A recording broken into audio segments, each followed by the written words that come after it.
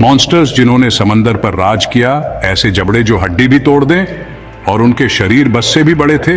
Natures companion में आपका स्वागत है। आज हम द ओशंस फॉरगॉटन मॉन्स्टर्स में गोता लगा रहे हैं। आप विश्वास नहीं करेंगे कि वहां क्या तैरता था। शार्क को मारने वाले दिग्गजों से लेकर पंजों वाले स्क्विड जैसे जानवरों तक, ये जीव आपके सपनों में भी आएंगे। तैयार हो जाइए, यह अब तक का सबसे जंगली गहरे समुद्र का एडवेंचर है।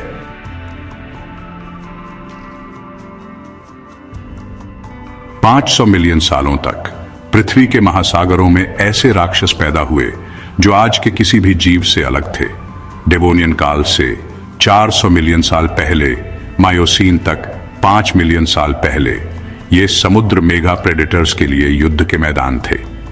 2018 के नेचर स्टडी में प्राचीन महासागरों को विविध हॉटस्पॉट्स के रूप में बताया गया है, जहां जीवों ने जीवित रहने के लिए अत्यधिक आकार और हथियार विकसित किए।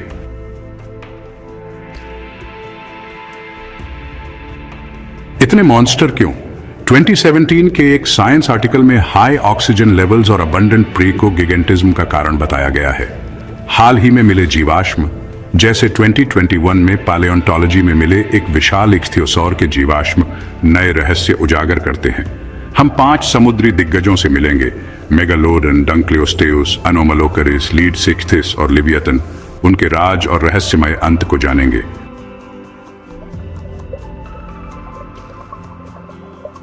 ये मॉन्स्टर सिर्फ हत्यारे नहीं थे, वे जीवित रहने वाले थे जिन्होंने समुद्रों को आकार दिया। उनकी महाकाव्य कहानियां हमारे हार्टसन को छू लेती हैं, हमें आश्चर्य और भय की एक खोई हुई दुनिया में खींच लेती है।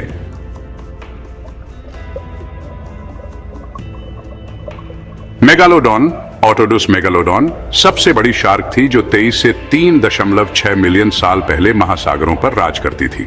2018 के जर्नल ऑफ वर्टिब्रेट पैलियोंटोलॉजी के एक अध्ययन के अनुसार इसकी लंबाई 60 फीट और वजन 60 टन था, और इसकी काटने की शक्ति 40,000 पाउंड थी, जो एक टी रेक्स से 10 गुना ज्यादा थी। इसके दांत, जो दुनिया भर में पाए जाते हैं, आपके हाथ से भी बड़े हैं, जो व्हेल को मक्खन की तरह काट देते थे।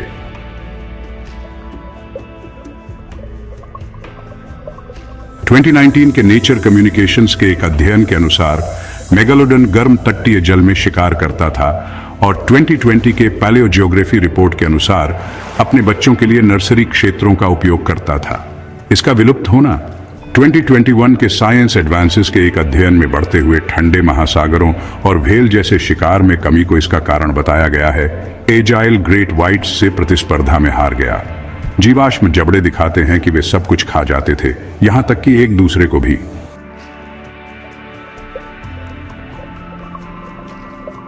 मेगालोडॉन का राज अजेय था, फिर भी वह प्रकृति की मर्जी के आगे गिर गया। इसका नुकसान एक टाइटन की त्रासदी जैसा लगता है, जो हमें उसकी शक्ति पर ओवे और उसके अंत पर पिटी कराता है।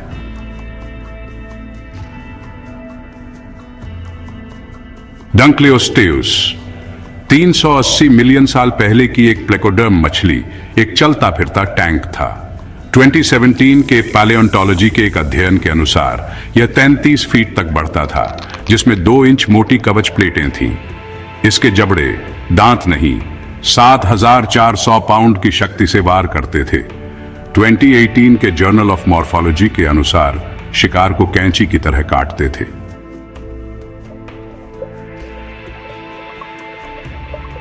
ट्वेंटी 2019 के नेचर जियोसाइंस के एक अध्ययन के अनुसार डंक्लियोस्टेउस उथले समुद्रों पर राज करता था, मछली खाकर और प्रतिद्वंद्वियों को खाकर। 2020 के साइंस रिपोर्ट के अनुसार इसका विलुप्त होना डेवोनियन के बड़े पैमाने पर विलुप्त होने के बाद हुआ, ज्वालामुखी विस्फोट और ऑक्सीजन की कमी के कारण। ओहियो में जीवाश्म स्थल क्रूर लड़ाई के निशान दिखाते हैं, इसके जंगली जीवन का एविडेंस।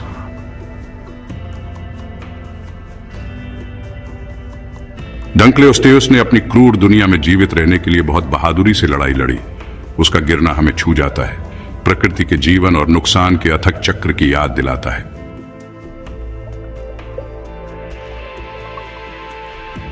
एनोमलोकारिस, असामान्य झींगा, 520 मिलियन साल पहले कैम्ब्रियन एक्सप्लोजन के दौरान राज करता था।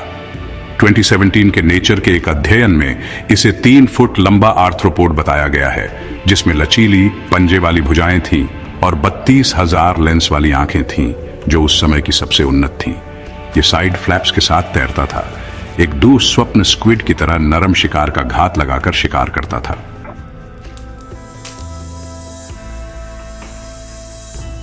ट्वेंटी 2018 के करंट बायोलॉजी के एक अध्ययन से पता चलता है कि इसके पंजे ट्राइलोबाइट के खोल को तोड़ सकते थे, जिससे यह एक शीर्ष शिकारी बन गया। 2019 के पैलियोजियोग्राफी रिपोर्ट के अनुसार इसका विलुप्त होना कैम्ब्रियन इकोसिस्टम में बदलावों के बाद हुआ, जैसे ही बख्तरबंद शिकार ने सुरक्षा विकसित की। 2021 के साइंस एडवांसेस के एक जीवाश्म खोज से पता चला कि यह झुंड में शिकार करता था, एक भयानक सामाजिक ट्विस्ट।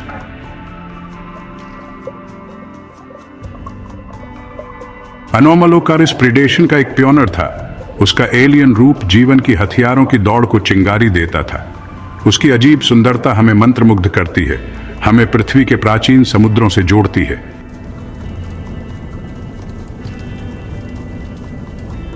लीडसिक्थिस एक जुरासिक मछली जो 165 मिलियन साल पहले की थी, अब तक की सबसे बड़ी हड्डी वाली मछली थी जो 50 फीट तक पहुंचती थी। 2017 के पैलियोंटोलॉजी के एक अध्ययन से पता चलता है कि यह आधुनिक व्हेल की तरह फिल्टर फीड करती थी, गिल रेकर्स के साथ प्लैंकटन निगलते हुए। इसका आकार शिकारियों को दूर रखता था, लेकिन 2018 के जर्नल ऑफ वर्टेब्रेट पैलियोंटोलॉजी रिपोर्ट में इसकी पंखों पर इख्तियोसौर के काटने के निशान पाए गए हैं।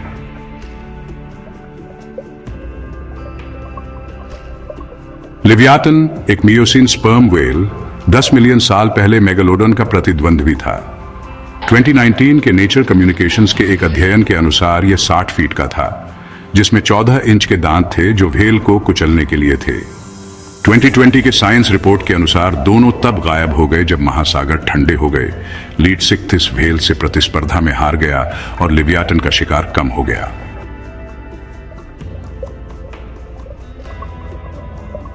इन दिग्गजों ने अपने समुद्रों को आकार दिया।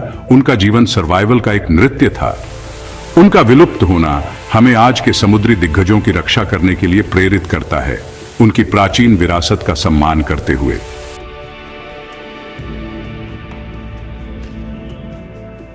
मेगालोडॉन, डंक्लेओस्टियस, अनोमालोकारिस, लीडसिक्थिस और लिवियातन समुद्र के भूले हुए राक्षस थे, प्राचीन समुद्रों के रूलर्स। 2021 के साइंस एडवांसेस के एक अध्ययन से पता चलता है कि उनके विलुप्त होने से समुद्री पारिस्थितिकी तंत्र बदल गए, जो आज के लिए एक चेतावनी है। उनके जीवाश्म सर्वाइवल की महाकाव्य कहानियां बताते हैं शक्ति और नुकसान की, जो हमें अतीत से सीखने के लिए प्रेरित करती हैं।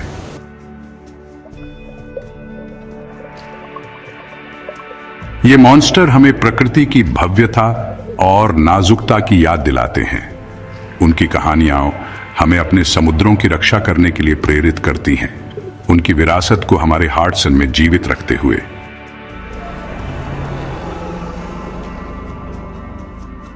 किस मॉन्स्टर ने आपको सबसे ज्यादा चौंकाया? मेगालोडॉन के जबड़े, एनोमालोकारिस के पंजे या लिवियाटन के दांत? कमेंट्स में बताएं।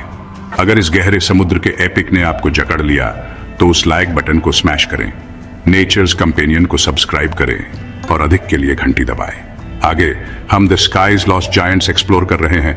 आप विश्वास नहीं करेंगे कि वहां क्या उड़ता था।